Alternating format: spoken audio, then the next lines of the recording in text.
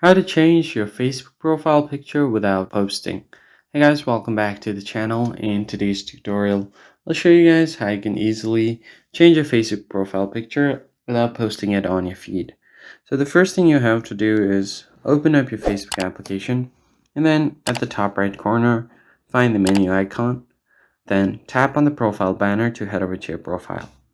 Now, all you have to do here is go ahead and tap on the profile picture right here, and then tap on choose profile picture. So go ahead and tap on it. Now, all you have to do here is find the picture that you want to set as your profile picture. So I'll just go ahead and select this over here.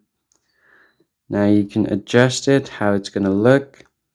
And after that, this is the most important step. If you don't want it to be shared on your newsfeed, check this box and make sure that it's unchecked. Tap on the save button at the top right corner and you'll be good to go.